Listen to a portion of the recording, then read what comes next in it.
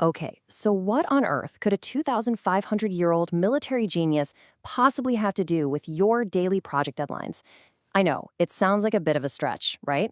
But believe me, Sun Tzu's ancient strategies are incredibly relevant to modern leadership. And today, we're going to find out exactly how.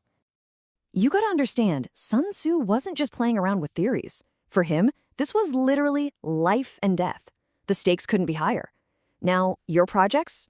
Hopefully they don't feel that intense, but the principles born from that kind of high-stakes world, man, they are some seriously powerful tools for any leader today. And yeah, that really is the big question, isn't it? Whether you're wrangling a construction crew or trying to launch a new app, the battlefield, it's totally different. But the core ideas, the fundamentals of strategy, good preparation, and actually leading people, those haven't changed one bit. So let's dive in and break it down. All right, so here's our game plan. First, we'll talk about the modern battlefield. Then, we'll get into the leader's moral compass. After that, it's all about the art of preparation. And we'll wrap up by winning with your team. All right, let's jump into section 1, Sun Tzu's modern battlefield. I love this subtitle, where strategy meets the blueprint. Because that's the whole point, right? Your technical skills are great, but they're not enough to guarantee a win. You absolutely need a strategy. Think about it. Every single complex project you're on, it's basically a battle. You're fighting against the clock, the budget, all those curveballs and risks that pop up out of nowhere. Success in this world is never an accident. It has to be won. And you win it with the exact same kind of strategic thinking a general would use before a major campaign. Okay, so if every project is a battle, where do you even start? Well, Sun Tzu was really clear on this. He argued that before you can even think about leading others, you have to lead yourself. And that brings us straight to the leader's moral compass. And this is what's so wild, just how timeless his 5 virtues of leadership are. Check this out. Wisdom, right? To make good calls. Sincerity, to build that all-important trust. Benevolence, which is about genuinely caring for your team. Courage, to act when you need to. And discipline, to hold the line on standards.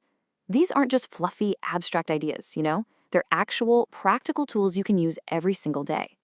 Let's zoom in on just one of these for a second. Benevolence.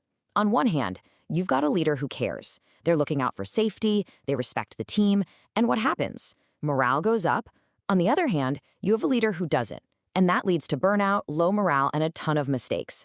It's such a perfect example of how a leader's character has a direct, tangible impact on the bottom line. Sun Tzu had a name for this foundation of trust. He called it the moral law. You can think of it like an invisible glue. It's the thing that pulls the team together and makes them want to follow you. Not because it's in their job description, but because they actually trust and believe in you.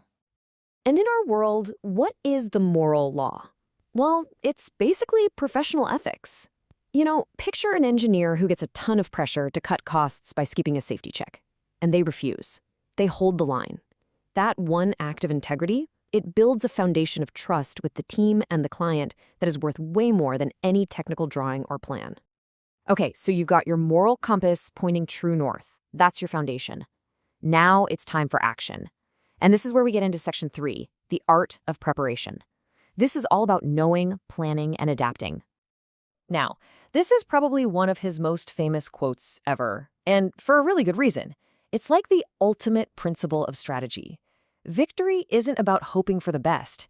It's about knowing what you're up against. So what does that actually mean for you as a project manager? Well, knowing yourself is about being honest about your own strengths, your weaknesses, your leadership style, and knowing your environment. That means doing your homework on everything: regulations, resources, who the stakeholders are, the conditions on the ground. It's all about having total awareness of the situation. And all that knowledge, that's what you use to build your plan. Sun Tzu was adamant about this. The battle is won or lost before it even starts. It's won right there in the planning phase. So, what are these calculations for us today? Well, they're the tools we use every day. We're talking about those super detailed project schedules. We're talking about smart resource allocation. And maybe most importantly, having solid contingency plans for when, not if, things go sideways. That's what good planning is. It's failure prevention. But hey, we all know the saying, right? No plan survives first contact with the enemy. And that's where adaptability is key. Sun Tzu had this amazing metaphor for it. He said to be like water. Water doesn't have a fixed shape. It just flows and adapts to whatever container it's in. A great leader has to be that flexible. Okay, let's play this out. Boom. A material shortage hits your project out of the blue. The rigid leader, they freeze up. They panic. But the adaptive leader, they immediately start recalculating. They're on the phone, finding new suppliers, they're tweaking the plan, and they're finding a way to keep things moving without letting quality slip. That is being like water. But look, you can have the best strategy in the world. You can be as adaptable as water. And none of it matters if you don't have a team to actually make it happen.